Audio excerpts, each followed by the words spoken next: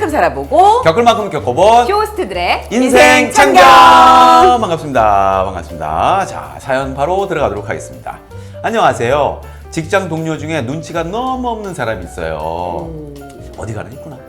사람을 대하는 직업이라 대다수의 사람들은 눈치와 센스, 감각 등이 약간은 타고난 사람들이에요. 사람이 나쁜 사람은 아닌데 눈치가 없어도 너무 없어요.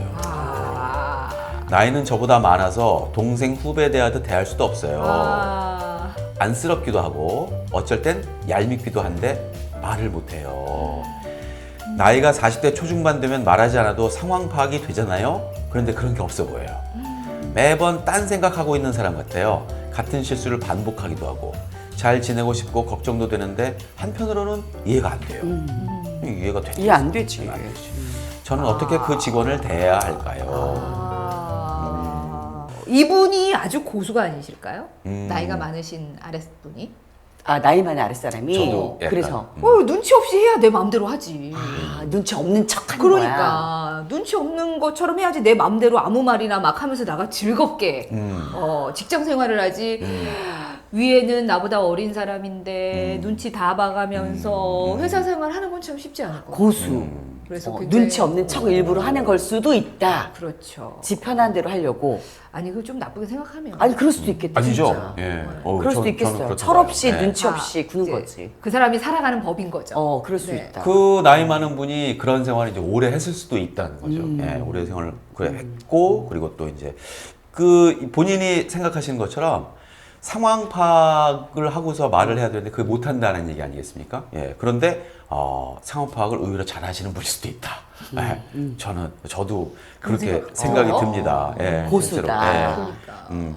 근데 같은 실수를 반복하기도 하고 뭐 잘 지내기도 싶고 걱정도 되는데 걱정을 왜 되지? 하신다는 것 자체가 저는 조금 왜 나보다 이제 나이가 많기 때문에 그 사람에 대해서 걱정을 한다는 거는 그게 오히려 걱정이 됩니다. 예, 굳이 내가 나서서 그 사람을 걱정할 필요는 없잖아요. 어차피 나보다 아랫사람이니까. 예. 아랫사람은 아랫사람 대하듯이. 이게 이런 거지. 예. 지금 보니까 뉘앙스, 그 글의 뉘앙스로 걱정이 되는 건 뭐냐면, 이분이 들어온 지가 얼마 안 되는 건데, 지금 보아하니까 여러 사람을 대해야 되는 대하는 직업인 거예요. 근데 그렇게 철이 없고 센스가 없는 게 나만 겪으면 괜찮은데, 여러 사람들, 그러니까, 나를 상대로 하는 여러 사람들도 그 사람한테 그 사람들에 대해서 저 사람 X야 X라는 그런 원성을 들을까봐. 예. 그럼 자기 책임이니까. 그렇잖아. 그런 원성이 그게 들릴까봐. 걱정이다. 그래서 걱정인 것 같은데. 하여튼 문제는 저는 어떻게 그 직원을 대해야 할까요? 그러니까 나만 1대1로 대하는 거라면 내가 참고 말면 되는데.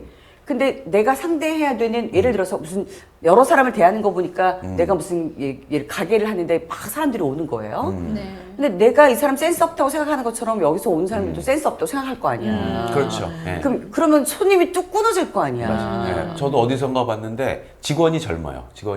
사장님이 젊고? 젊어요. 근데 직원은 나이가 많아.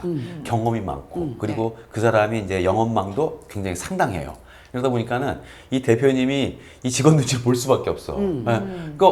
평소에는 뭐 대표님만 하다가도 그냥 은근슬쩍 그 대표가 이름이 혜경이면 혜경 씨 막 이런 식으로 한다는 무시해. 거야. 직원이 사장을. 그런다는 거예요 실제로. 예. 그래서 이제 진짜로 우리 돌직구 마냥 진짜 고수 중에 고수다. 지 마음대로 하는 것 같지만 사실은 자기 나이 어린 상사를 쥐고 흔드는 거지 사실. 그렇죠. 예. 근데 그럴 수도 있는데 그게 만약에 그냥 회사에서 업무를 보는 거라면 괜찮아요. 근데 아까 제가 얘기한 것처럼 그러니까 우리들끼리는 괜찮은데 사람을 대해야 되는데 고객님이잖아. 그렇지. 이 고객님들까지 원성을 사게 되면 문제가 심각해질 수 있으니까 어떻게 저는 이런 건 얘기를 해야 된다고 봐요. 고객 떨어지지. 그러니까 우리끼리 문제는 괜찮은데 이거를 너가 기분 나쁘다가 아니라 이런 얘기가 들려오니 언니 좀 조심하셨으면 좋겠어요. 네. 예를 들면 우리끼리는 괜찮은데 고객님들이 계실 때는 언니 말을 좀 안 했으면 좋겠어요. 왜냐하면 말 실수가 있는 분들은 말을 잘하려고 노력하면 오히려 그랬을 수가 있어요. 말 실수를 많이 하시는 분들은 말을 안 하는 게 최고예요. 그래야지 실수를 차라리- 원천봉쇄시킨다. 왜냐면 저 사람이 말을 안 하고 있어. 네. 그 왠지 분위기 있어 보이고 내가 그냥 그 사람에 대한 상상을 막 해요. 근데 말로 계속 뱉을수록 실수하는 사람들은 다 드러나거든. 마이너스. 차라리 말을 안 하는 게 좋아. 그래서 그래, 말하지 말아야 돼. 고객님들이 오셨을 때는 언니 되도록이면 말을 하지 마세요. 그 일하는 동안 우리끼리 있을 땐 다 해도 괜찮아요. 그렇게 차라리 얘기를 하는 게 나은 것 네. 같아. 근데 문제는 뭐냐면 이분은요, 자, 눈치 없는, 눈치 없는 그 언니, 직원, 언니인지 뭐 하여튼 뭐 오빠인지 모르겠는데 그 사람은요, 본인이 말을 잘 못하는지는 아마 모를 겁니다. 모른다니까. 그냥 막 던지고 그냥 뭐 생각 없이 막 던지고 상대방이 당황을 하든 뭐 하든 그냥 그러니까 눈치가 없지. 그러니까 자기 속은 편한 거야. 근데 그런 사람한테 이제 따로 불러서 이제 얘기를 하잖아요.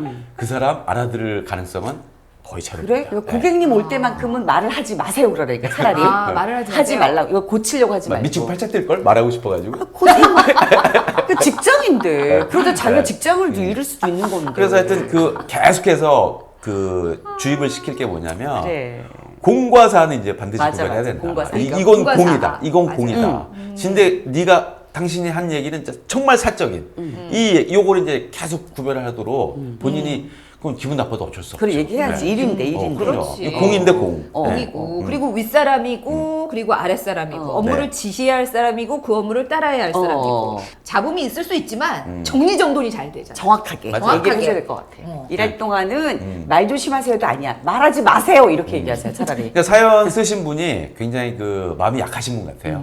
그러니까 고민이 많으시네요. 네. 뭐 어떤 배려심도 있으시고 내가 이 말하면 이 사람 또 상처받지 않을까 이런 거에 고민이 많으실 것 같은데 이런 사람이 이제 직장 상사로 가면 갈수록 혼자 소갈이 많이 하시지. 그렇죠. 맞아. 많이 하시죠. 그러니까 충분히 느낄 수 있습니다. 그래도 직원을 참 사랑하시고 아끼니까 이런 것도 걱정하겠지. 고민하고. 그렇죠. 오브코스죠. 네. 그럴수록 사랑할수록 더 냉철하게 냉철하게 대하시면은 그분도 이제 나이가 있기 때문에 알아듣지 않을까 생각이 듭니다. 네.